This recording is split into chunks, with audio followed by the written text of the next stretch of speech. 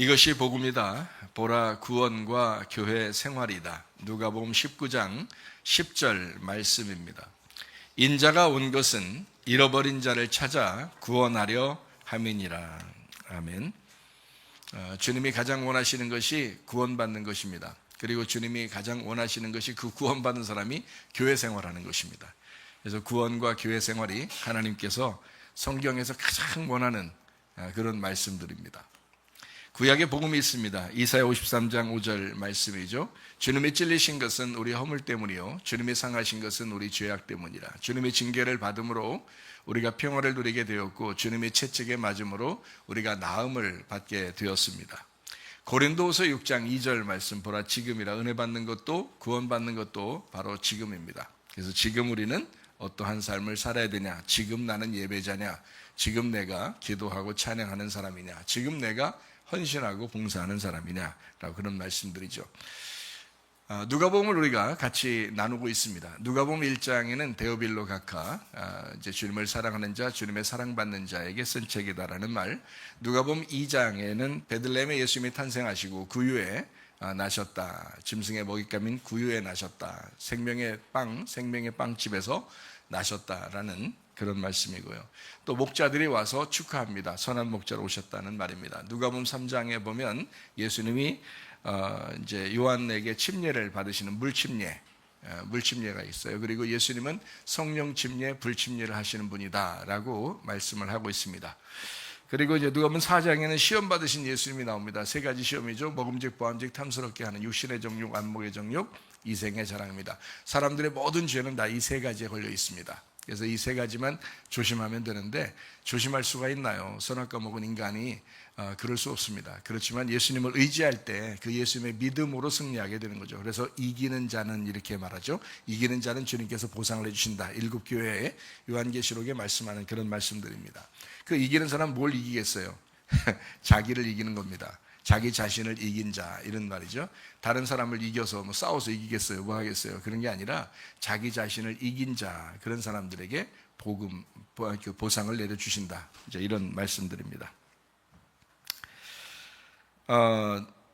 그리고 이제 시험 받으신 예수님이 시험을 이기시고 그리고 귀신 쫓아내고 병 고치고 하시는 장면들 누가복음 4장에 나오는 말씀들입니다. 누가복음 5장에는 그물을 내려라. 너희 영 깊은 곳에, 그 마음 깊은 곳에 그물을 내려라. 천국이신 예수님을 내려야 된다. 이렇게 말씀하는 겁니다. 그리고 나병 환자를 치유하시고 중풍병자를 고치십니다. 그리고 새 포도주는 새 부대에 넣어야 된다라고 그렇게 말씀을 했습니다. 새 언약 때는 그 새 말씀은 우리의 새 교회, 또 우리 새 마음에 있어야 된다라는 그런 말씀입니다. 누가복음 6장에는 안식일에 대한 이야기가 나오죠. 그래서 안식일에 대해서 사람들이 오해하고 있으니까 예수님이 설명합니다. 이 안식일은 주인이 예수님이야. 이제 이런 말씀을 하시죠. 안식일과 침례와 금식은 같은 것이다라고 했습니다. 안식일은 예수님의 일을 하는 날, 하나님의 일을 하는 날, 안식일이죠. 그러니까 우리가 이제 쉰다라고만 생각하는데 그게 아니고 우리 일을 중지하라는 뜻이고 하나님의 일을 하고 그렇게 살아라는 것이 안식일이고, 금식이라고 하는 것은 사람들이 이제 오해를 하고 있으니까 밥만 굶고 앉아 있단 말이에요. 그게 아니고 사실은 네 말을 중지하라는 겁니다. 그리고 하나님의 말을 해야 된다. 그 날이 금식이에요. 그러니까 우리는 지금 사실 금식하고 있는 겁니다. 지금 시간이. 왜냐하면 하나님 말하고 있잖아요. 하나님 말씀을 듣고 있잖아요. 그게 금식입니다. 사람들이 이제 오해하는 거죠. 금식에 대한 오해. 그래서 내가 밥을 굶고 가만히 있으면 그게 금식인가 보다라고 생각하는데 그렇지 않습니다. 밥 굶는다 이 말은 네가 말하는 것을 굶어라 이 말이에요. 네가 먹는 것을 굶어라 이거죠. 그리고 네가 말하지 말고 예수 그리스도의 말을 해라. 하나님 말씀을 증거하고 하나님 말씀을 들어야 된다. 하나님 말씀을 먹어라 이런 말이죠. 그래서 금식은 엄밀히 말하면 먹는 날입니다. 뭘 먹는 날이에요? 하나님 말씀을 먹는 날이다. 이제 이런 말이죠. 금식을 오해하지 않고 있으면 참 자유롭습니다. 그래서 진리가 우리를 자유케 한다 이렇게 말하는 거죠. 침례라고 하는 것은 우리가 죽고 예수 그리스도가 부활해서 사는 것이다 이렇게 말하는 거죠. 그래서 안식일과 금식과 침례는 같은 것이다 라고 여러분에게 이야기를 했습니다. 주님이 누가복음 6장에 제자를 부르시고 산상수훈합니다. 이 산상수훈은 심령이 가난한 자, 그리고 배고픈 자, 회개하고 애통하는 자, 복이 있다고 얘기합니다. 복 있는 사람은 심령이 가난해지고 그리고 배부르게 되고 이제 웃게 된다. 이제 이렇게 되는 거죠. 그것이 이제 주님께서 이제 복 받은 사람들에게 주는 축복입니다. 그러니까 복 받은 사람은 심령이 가난해져요. 그러니까 하나님의 천국이 그들에게 임하죠. 배고파져요. 그러니까 영적으로 말씀을 자꾸 구하게 됩니다. 그리고 회개하고 애통하게 됩니다. 그러니까 그 사람들을 웃게 만드신다라는 그런 말씀입니다. 원수도 사랑하라. 높은 차원의 사랑하고 용서해야 된다는 말씀하고요. 속옷 빼앗으면 겉옷도 주고 겉옷을 빼앗으면 속옷도 줘라. 다 줘라. 이제 이런 말씀입니다. 들보 빼내면 다른 사람의 티가 보이게 될 것이다. 너의 들보를 먼저 빼라라고 하는 말이죠. 그리고 좋은 나무는 예수님이고 나쁜 나무는 나이다. 그리고 반석 위에 세운 집은 예수님이고 모래 위에 세운 집은 나이다. 그래서 반석 위에 세운 집은 무너지지 않고 모래 위에 세운 집은 무너지게 될 것이다. 이런 말입니다. 그러니까 나의 믿음으로 살 것이냐 예수 그리스도의 믿음으로 살 것이냐 하는 거죠. 그래서 예수님의 믿음으로 좋은 나무 대신 예수님 믿음으로 살면 예수님의 열매, 좋은 열매가 맺게 될 것이고 나라는 나쁜 나무로 살게 되면 나쁜 열매를 맺게 될 것이다 라는 그런 말씀입니다. 누가복음 7장에 보면 백부장의 종을 고치고 과부의 아들을 살리고 침례 요한의 제자들에게 말하고 한 여자가 예수님께 향유를 붓는다라는 그런 이제 7장의 내용의 핵심은 예수 그리스도의 복음이 전파된다라는 그런 말씀입니다. 예수 그리스도의 복음이 전파된다. 그리고 이제 백부장의 종을 치유하죠. 이게 이제 이방인을 치유하는 장면인데 그런데 이방인에게 복음이 전파될 것이다라는 어떤 사인이기도 하고요. 또 이스라엘이 회복될 것이다라는 병든 곳에서 이제 회복된다, 치유된다라는 그런 말이죠. 죽어가는 데서 살아나게 된다라는 말. 이스라엘도 사실 죽어가다가 살아났습니다. 대한민국도 죽어가다가 살아났죠. 하나님의 역사입니다. 하나님께서는 대한민국과 이스라엘을 사용하셔서 하나님의 시계로 만듭니다. 그래서 세계적인 시계를 보려면 대한민국을 봐라. 그리고 이스라엘을 봐라. 자, 교회의 시계를 보려면 교회가 어떠하냐라고 하는 것을 잘 보려면 대한민국의 교회를 봐라. 그리고 이스라엘의 하나님의 백성들을 봐라. 이렇게 보게 되면 이해하게 될 것이다 라는 그런 말씀입니다. 그러니까 하나님의 시간표는 거의 다 되었다. 그래서 마지막 때다 이렇게 말하죠. 그래서 종말의 신앙을 갖고 우리가 이제 마지막에 되는 우리 말세의 신앙을 우리가 가져야 된다. 주님의 재림의 신앙을 우리가 가져야 된다라고 하는 것은 지금 시대가 급격하게 변하고 있기 때문에 그렇습니다. 성경에 말하는 마지막 시대를 지금 살아가고 있다. 사람들이요. 이것이 급속하게 지금 변하고 있습니다.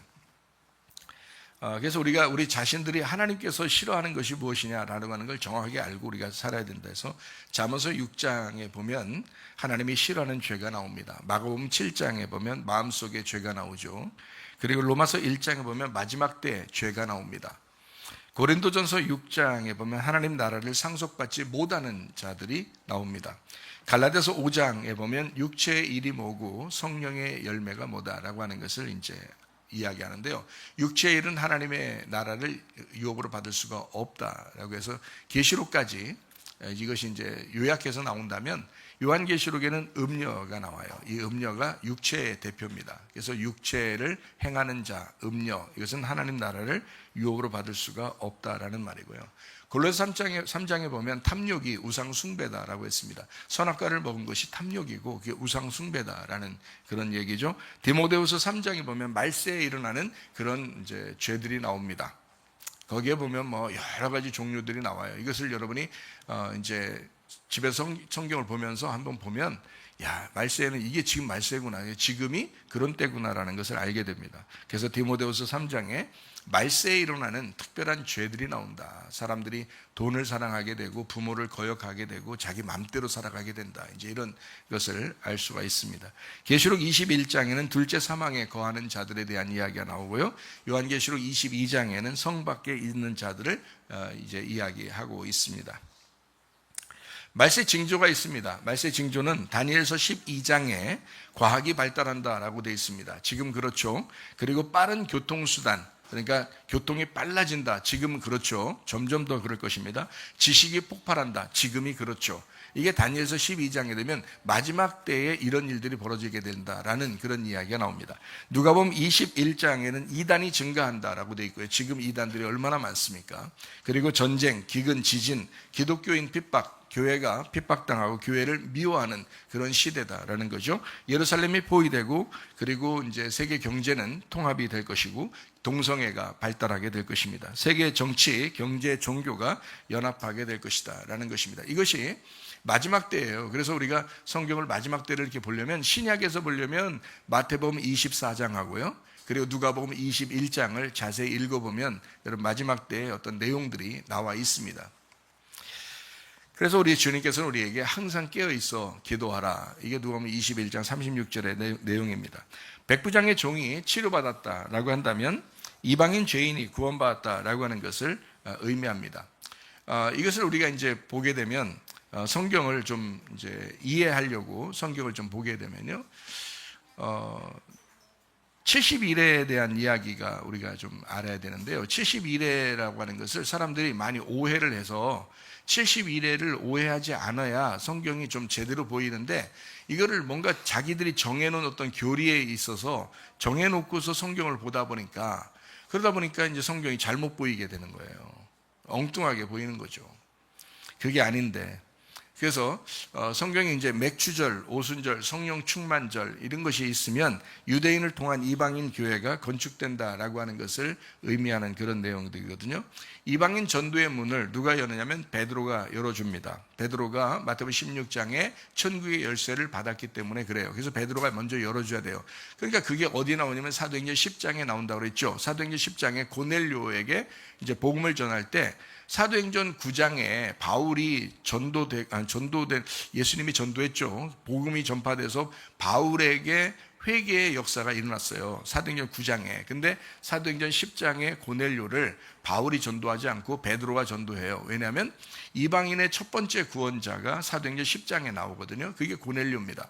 경건한 사람 고넬료. 이 사람을 구원하는데 하나님께서 구원하는데 베드로를 보낸단 말이에요. 왜냐하면 천국 열쇠를 베드로에게 주었기 때문입니다. 사도행전 2장에 유대인들 3,000명이 구원받을 때도 베드로가 설교합니다. 왜냐하면 베드로가 열어줘야 되기 때문에 그래요. 성령 충만을 받은 그 사람들 중에서 한 명이 선택돼. 그리고 그 한 명이 베드로예요. 그러니까 예수님은 마태복음 16장에 베드로에게 천국 열쇠를 내가 네게 준다 이렇게 말했거든요. 그러니까 유대인 구원도 베드로가 열어줘야 되고요. 성령 충만 받고서 전도하는, 그리고 이방인 전도 첫 번째 고넬료 구원받는 것도 베드로가 열어줘야 된단 말이죠. 그 다음부터 이제 바울이 들어가서 이방인들을 전도하기 시작하는 것입니다. 그러니까 베드로가 먼저 이제 시작한다, 전도를 시작한다라는 그런 의미입니다. 사도행전 7장 8장에 보면 스데반이 순교합니다. 그리고 사도행전 9장에 바울이 회심해요. 그리고 사도행전 10장에 베드로가 문을 열어줘요. 그게 이방인 전도, 이제 그 구원받는 고넬료에 대한 이야기가 나옵니다.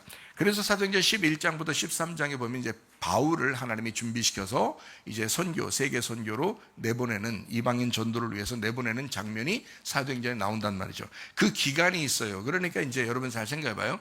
사도행전 2장까지가 이제 예수님의 사역이라면 예수님의 사역에서 이제 주님의 제자들에게 사역이 넘어간단 말이에요. 사도행전 2장부터 사도행전 10장까지, 자, 이방인 전도가 사도행전 10장에 처음 생겨났으니까 그러면 10장까지, 2장부터 10장까지 어떤 기간이 있을 거 아닙니까? 그 기간 동안 스데반이 순교당하고 그리고 이방인 고넬료가 전도되는 그 시간이 딱 여기 사도행전 2장부터 사도행전 10장까지를 이렇게 계산해 보면요, 3년 반가량이 나오는 거죠.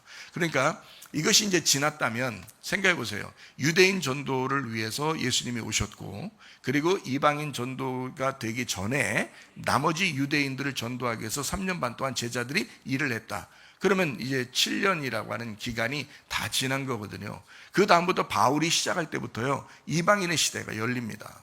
그게 이제 바울의 전도 이제 시작이거든요. 그럼 우리가 이제 가만히 생각해 봐야 되거든요. 야, 이거 성경에 7년 대환란이라는 말이 없는데, 그런데 사람들은 자꾸 7년 대환란이 있다고 자꾸 얘기한다. 그러면 성경을 다시 한번 봐야 되지 않겠냐라는 겁니다.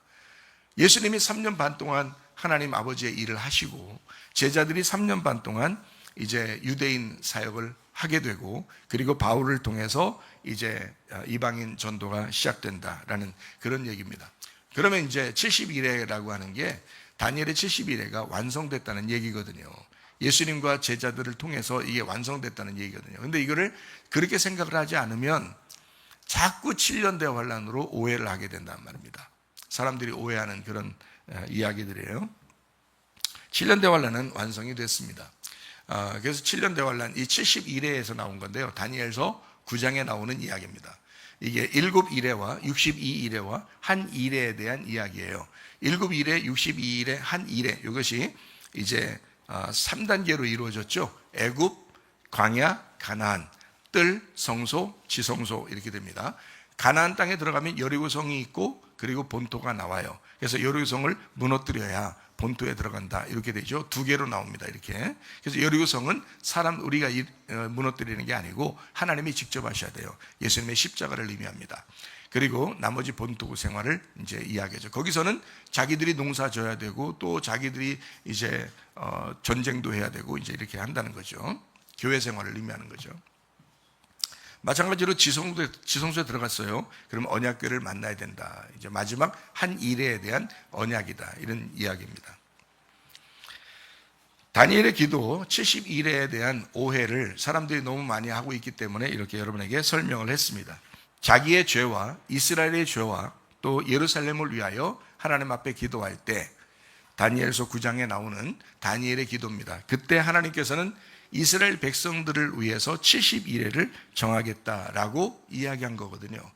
근데 사람들은 이걸 다 제껴버리고 우리한테 이루어지는 거다라고 생각해서 마지막 한 일회를 우리한테 적용을 하니까 7년이라는 그 7년 대환란, 7일 7년이라고 하는 그 7년 대환란을 자꾸 생각하는 것 같아요. 기름 부어진 예수 그리스도가 나타납니다. 이 7일에 62일에 한 일회 될 때 그 한 일회가 되기 바로 전에 기름 부어진 예수 그리스도가 나타나요. 그리고 3년 반이 지나요. 그러니까 3년 반 동안 아버지 일을 하시죠. 그리고 십자가 못 박혀 돌아가십니다. 이게 다니엘서 9장에 예언되어 있는 말씀이에요. 그러니까 7일, 7년이라고 하는 이 기간을 중간에 예수님이 십자가 못 박혀 돌아가시면서 끝내는 거예요. 3년 반을. 나머지 3년 반을 주님의 제자들이 유대인 전도를 위해서 이제 일을 하게 된다. 바로 주님의 교회가 일하게 되는. 그래서 마지막 요한계시록에는 3년 반, 3일 반 이런 이야기들이 나와요. 왜냐하면 주님의 교회가 환난당하면서 하나님께서 이제 역사하시는 그런 기간. 그래서 42달, 1260일, 3일 반, 3년 반에 대한 이야기가 이제 나와 있습니다. 계시록에요. 그러니까 나머지 교회에 대한 일을 주님의 제자들에 대한 일을 한 번은 유대인을 위해서 나머지는 이제 이방인을 위해서 일을 하게 되는 그 나머지 이방인을 위해서 일하게 되는 것은 이제 70일회가 마쳤지만 그 나머지 연결된 거잖아요. 유대인을 통해서 교회가 건축돼야 된다라고 하는 것이 오순절, 맥주절 하나님의 역사라고 했잖아요. 그러니까 유대인을 통한 이방인의 전도 이어진 거죠. 그래서 이제 3일 반, 3년 반에 대한 1260일, 42달에 대한 이야기가 요한계시록에도 나와 있습니다. 기름 부어진 그리스도 이방인을 위해서 오신 분이 아니다. 유대인을 위해서 오셨다. 그래서 수르모니게 여인 여러분이 보실 때 예수님께서 개에게 떡을 줄 수가 없다라고 예수님이 말씀하시죠.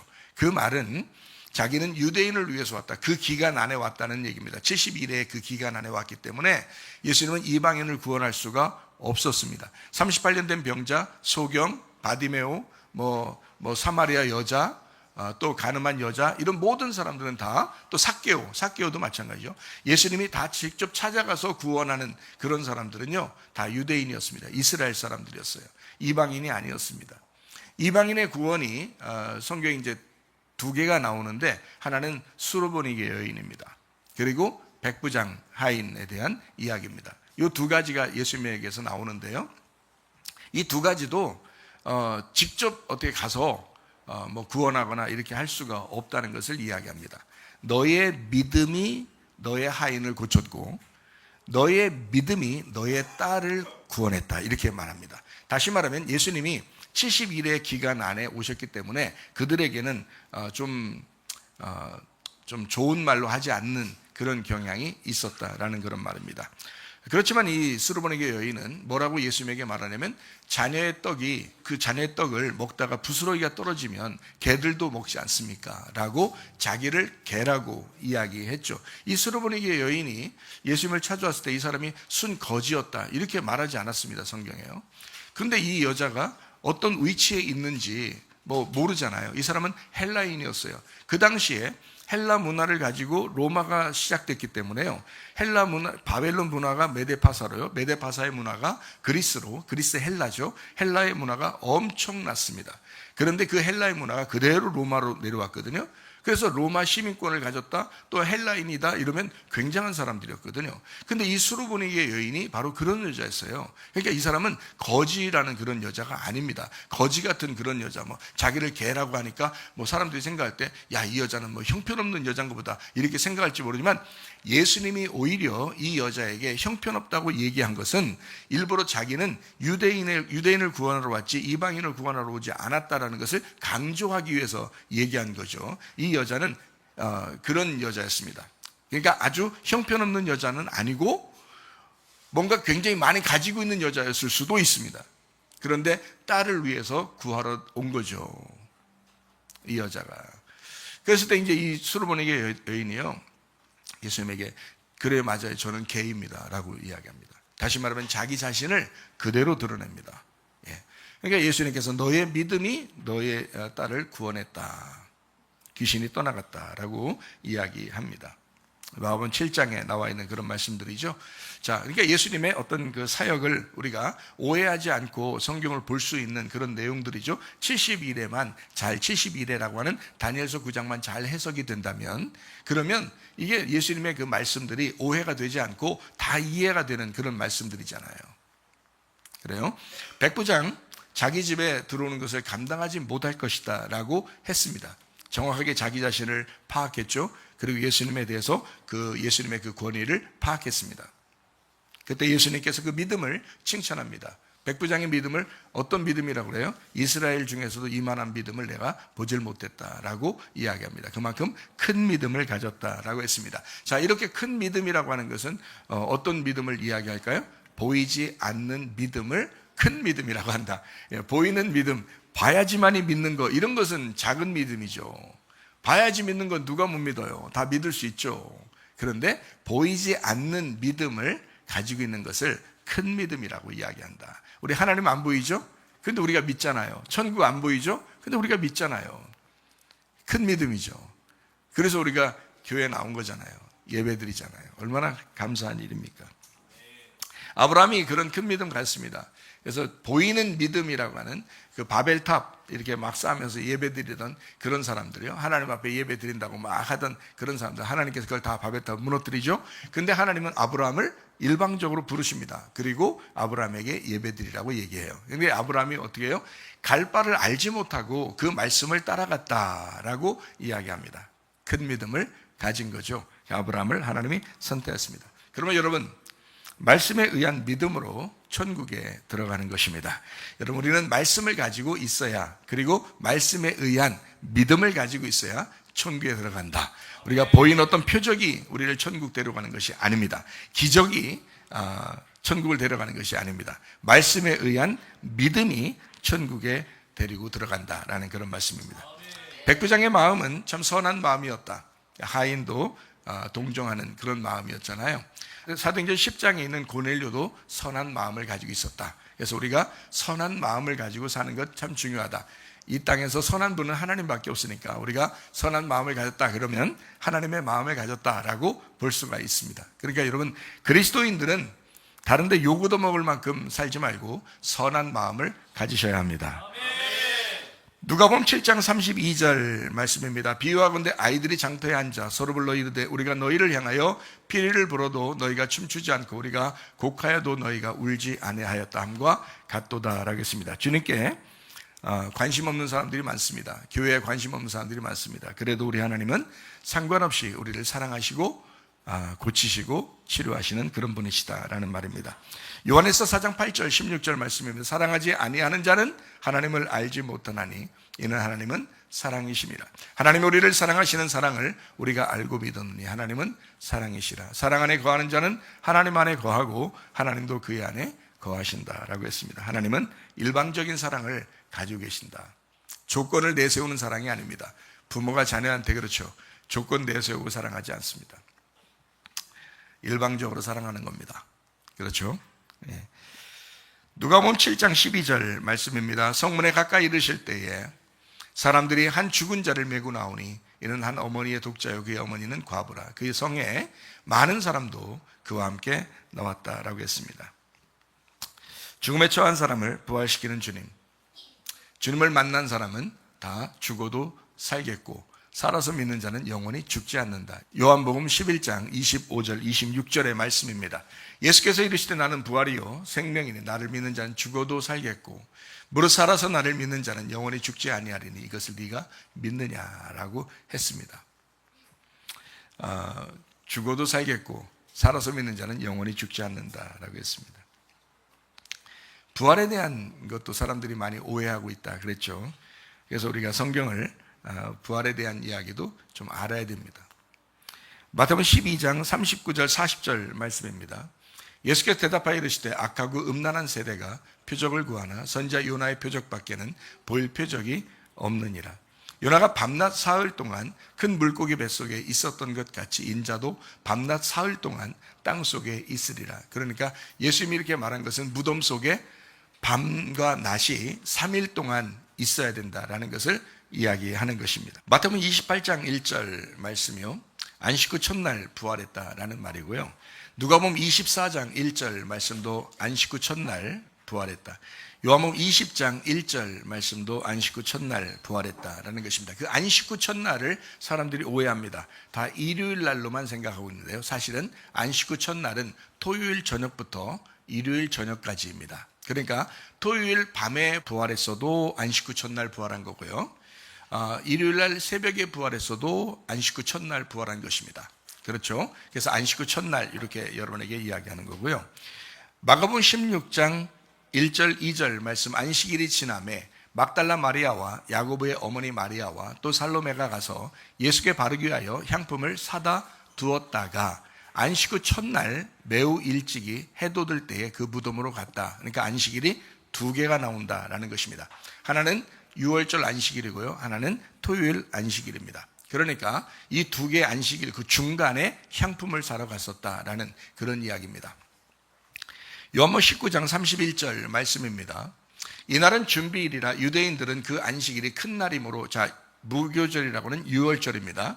그 안식일에 시체들을 십자가에 두지 아니하려 하여 빌라도에게 그들의 다리를 꺾어 시체를 치워달라 했습니다. 그래서 피를 차마 닦지 못하고 무덤에 들어갔다. 그래서 예수님의 세마포는 피가 묻어 있다라는 것을 우리가 이해할 수 있습니다.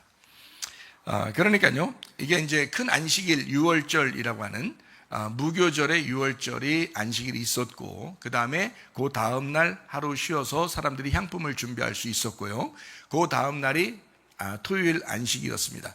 토요일 안식일은 금요일 저녁부터 토요일 저녁까지예요. 그 안식일 날 안식하고 사람들이 그 다음 이제 새벽에 갔더니 예수님이 이미 부활하고 없더라라는 말이 성경에 쓰여 있는 것입니다.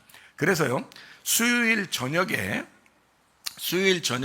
그리고 목요일 아침에 그리고 목요일 저녁에 그리고 금요일 아침에 금요일 저녁에 그리고 토요일 날 아침에 이래서 밤이 3번이고 낮이 3번 이렇게 부활하셨다. 그렇게 지나서 부활했다라고 하는 것을 우리가 이해할 수 있습니다. 그러니까 언제인지 아시겠죠?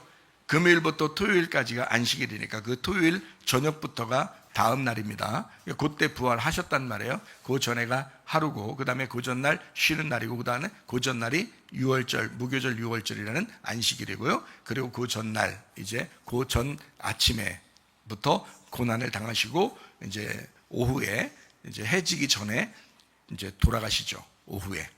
그리고 그날 12시에 막 어두워지고 막 이러잖아요. 성경에. 그죠? 정오에 어두워지고 그다음에 오후에 돌아가시고 그다음에 무덤에 빨리 집어넣고 자기들도 안식일을 지키러 들어가야 된단 말이죠. 6월절 안식일을 지키러 들어간다. 자, 이게 이제 성경의 정확한 내용입니다. 그러니까 예수님은 정확하게 3일 밤 3일 낮을 무덤에 계셨다. 라고 이야기하는 것입니다.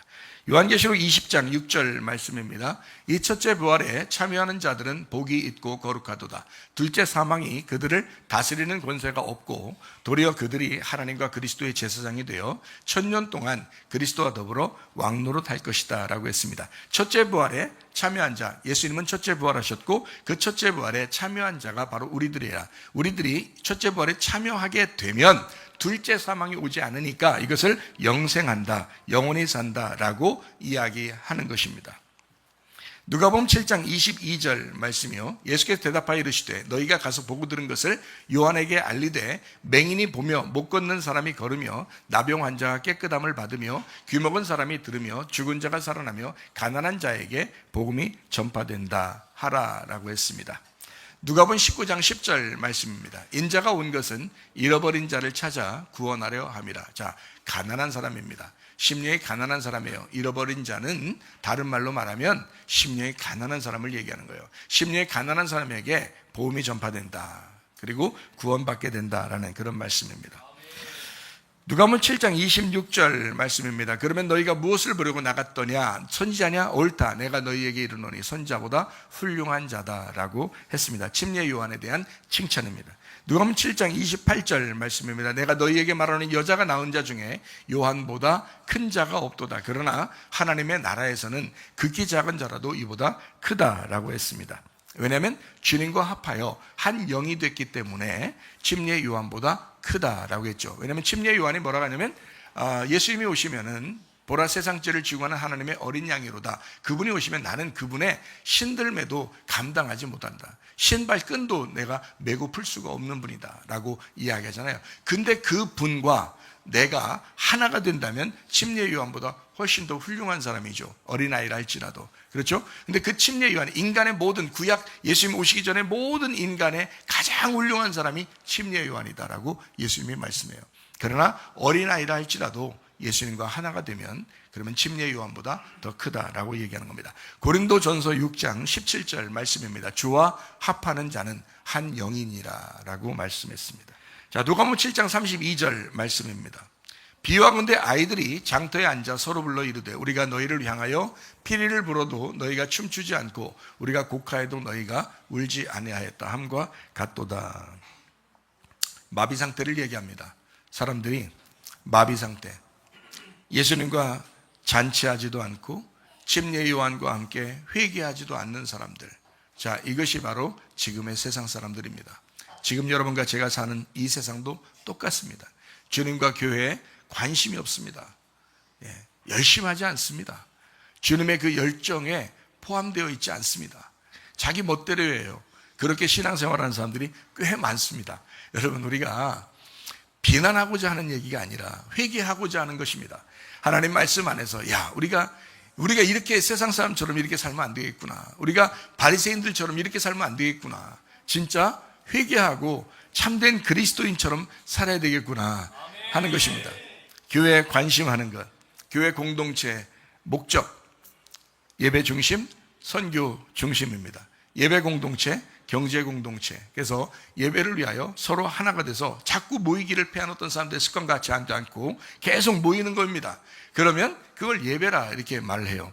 그리고 경제 공동체입니다. 함께 서로 밥을 먹고 서로 나누고 하는 그런 얘기들이죠. 잠언서 13장 20절 말씀입니다. 지혜로운 자와 동행하면 지혜를 얻고 미련한 자와 사귀면 해를 받는다라고 했습니다. 시편 23편 6절 말씀입니다. 내 평생의 선하심과 인자하심이 반드시 나를 따르리니 내가 여호와의 집에 영원히 살리로다. 주님의 선하심, 그 토브 하나님이십니다. 그 인자하심, 헤세드 주님이십니다. 예수님이십니다. 베데스다가 베이트 헤세드입니다. 베데스다 대신 예수님.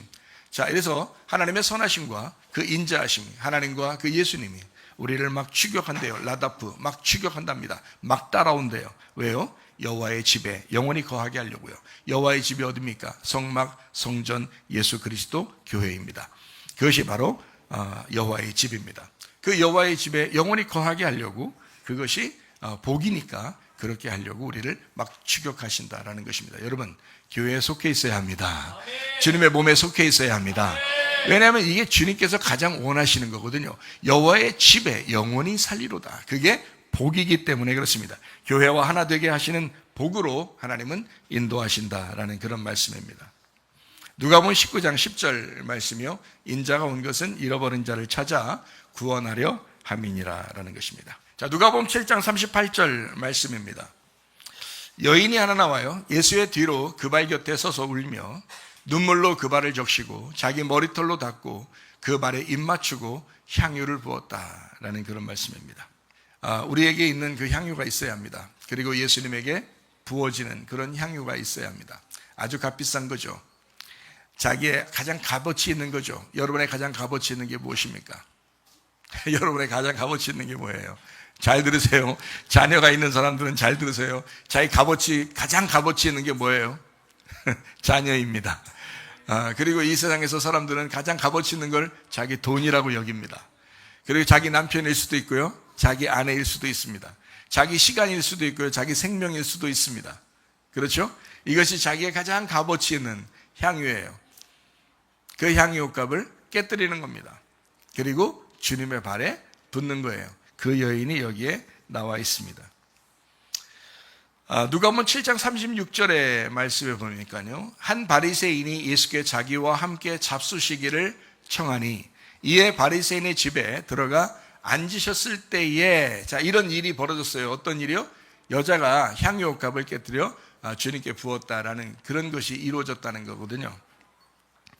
자, 누구의 바리새인 같은 사람들이 세상에 예수님하고 잔치한다? 쉽지 않죠. 근데 생각해봐요. 복음이 들어오면 잔치하고 싶어지는 것입니다.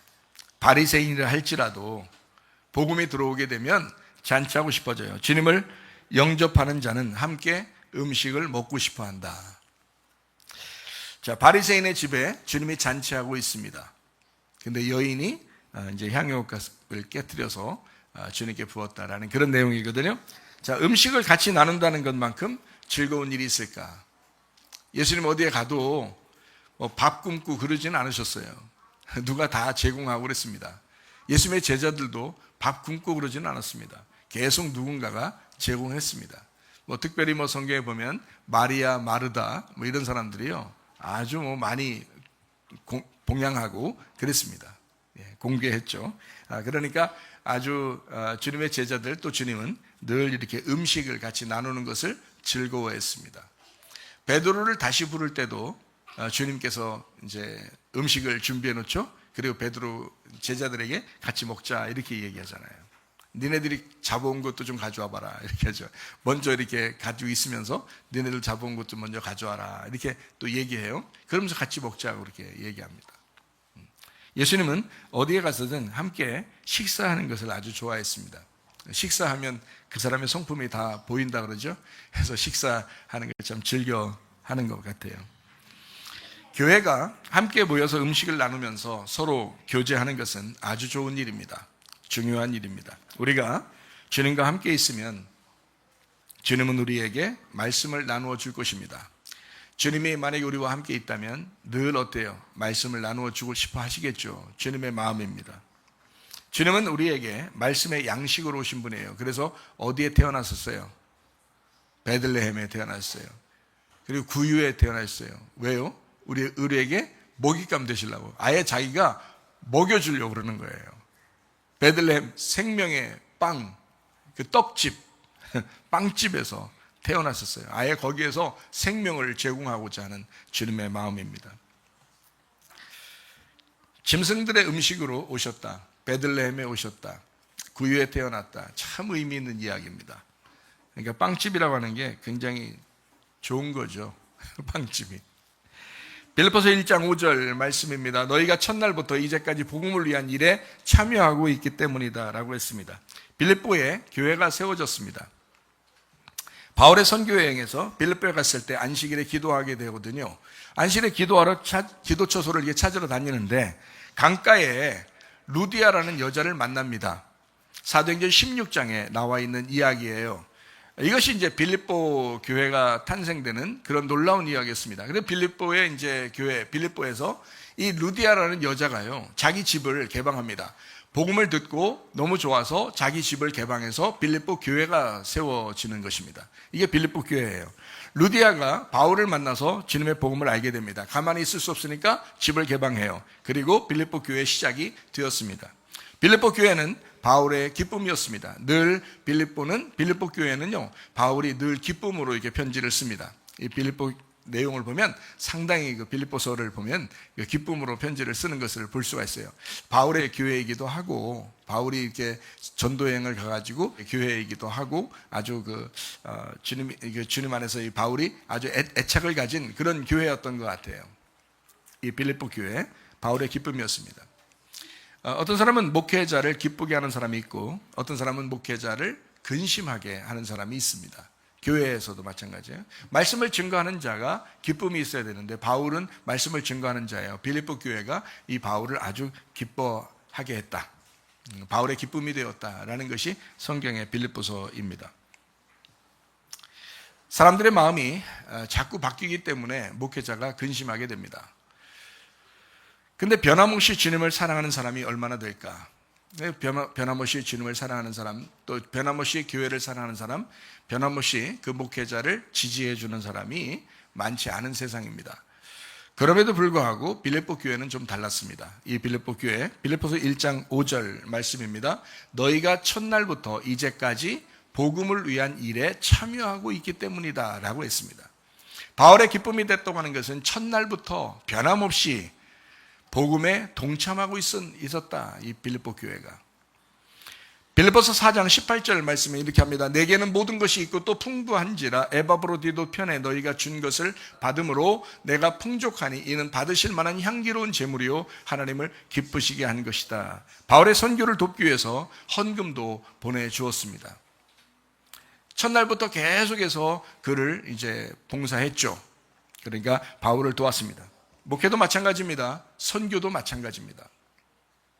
두 개가 필수적으로 필요한데요. 목회하면서 또 선교하면서 두 개가 가장 필요한데요. 하나는 말씀이고요. 하나는 돈입니다. 한 손에는 말씀을 소유하고 한 손에는 빵을 가져야 하기 때문에 그렇습니다. 자, 생각해 보세요. 여러분, 우리가 선교를 갔다고 생각해 보세요. 그 사람들이 막 굶고 있어요.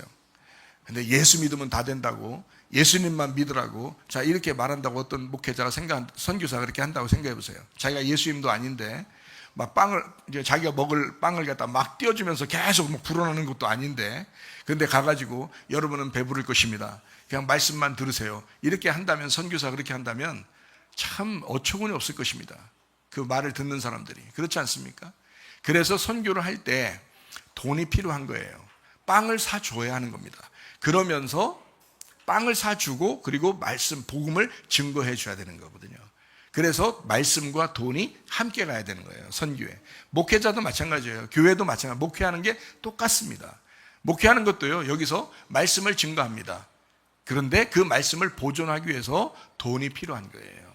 그래서 이걸 그 말씀을 유지하게, 그 말씀이 존귀하게 되어지도록 만드는 것이거든요. 그래서 말씀과 돈이 필요하다. 한 손에는 말씀, 한 손에는 빵이 필요하다. 말씀을 가진 자가 말씀을 전달하고 빵을 가진 자가 빵을 전달합니다. 목회하고 선교 똑같아요. 이 두 가지를 전달하는 것이 핵심입니다. 뭘 전달한다고요? 말씀과 빵을 전달한다.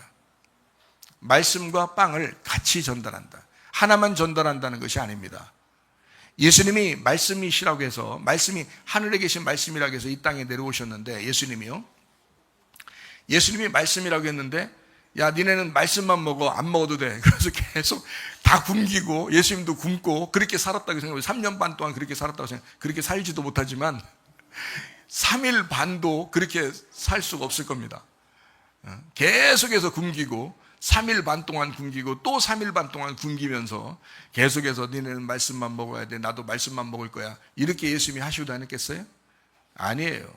누군가는 예수님의 옷도 제공하고, 누군가는 예수님의 먹을 것도 제공하고, 누군가는, 그래서 그것이 어린아이의 도시락이라 할지라도 그것을 떼어서 5,000명, 남자만 5,000명이라도 막 먹이고도 남는 놀라운 역사를 해서라도 그들을 먹이시는 분이 하나님, 주님이십니다.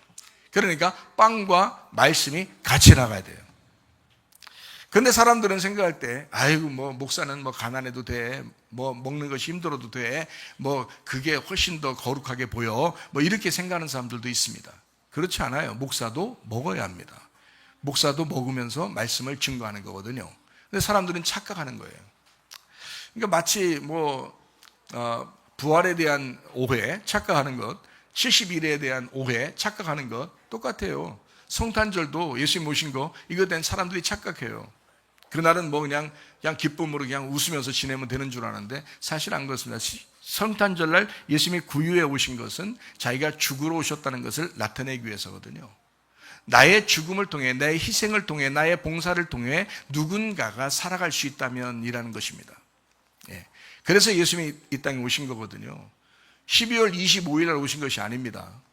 이른 비 늦은 비로 오셨는데, 이른 비는 가을에 오셨습니다. 그리고 늦은 비는 봄에 오는 겁니다. 그래서 가을에 온 것은 이른 비, 예수님이 오셨다는 것을 나타내 주는 거고요. 성탄절. 그리고 봄에 왔다고 하는 성령님이 이 땅에 오셨다라고 하는 것을 나타내는 오순절, 이렇게 됩니다. 그래서 예수님의 오심과 성령의 오심이 이른 비, 늦은 비입니다. 정확한 해석이에요. 그렇게 사람들은 오해를 많이 해요. 아, 내가 이렇게 생각했으니까 난 이렇게 신앙생활을 하면 돼 라고 생각하는 사람들도 있습니다. 아닙니다. 주님은 반드시 심령이 가난한 자에게 말씀을 증거하고, 그리고 생활이 가난한 자에게 빵을 전달하시는 하나님이십니다. 혼자서는 교회를 건축할 수 없습니다. 예수님이 세우신 반석 위에 세운 교회를, 혼자 교회를 이룰 수가 없습니다. 예수님이 세우신 이 교회를 함께 이루어 나가라고 서로 동역자들을 주는 것입니다. 함께 교회를 해나가라고. 혼자 해나가는 것이 아닙니다. 혼자서 교회를 세울 수가 없습니다. 교회는 서로 연합한 사람들이 서로 기대어 사랑을 주고받으면서 성장하게 되어 있습니다. 우리 교회가 사랑이 넘치는 그런 교회가 되기를 축원합니다. 받기만 좋아하지 말고 주기를 좋아하는, 주는 것이 사랑이기 때문에 주는 것을 좋아하는 주님의 사람들이 되시길 바랍니다. 받는 사람이 있고 주는 사람이 있습니다. 받는 것을 좋아하는 사람이 있고 주는 것을 좋아하는 사람이 있습니다. 받는 것을 좋아한다면 어린아이요, 주는 것을 좋아한다면 장성한 사람입니다. 어제는 조카들이 우리 할머니를 뵌다고 왔어요. 그러고 조카들이 저에게 용돈을 주더라고요. 참 많이 컸다, 이런 생각이 들었어요. 뭐 어릴 때야 그런 생각을 못했겠지만, 그러나 이제 장성했어요. 결혼도 한 아이도 있고 이러니까 이 조카들이 용돈도 주더라고요. 저한테. 할머니 이렇게 돌본다고 이제 힘드니까 삼촌한테 용돈도 준다. 야, 많이 컸구나, 이런 생각이 들었어요. 자, 받기만 하는 자에서 주는 자로 바뀌었다는 겁니다. 무슨 말이냐면 성장했다라는 거죠.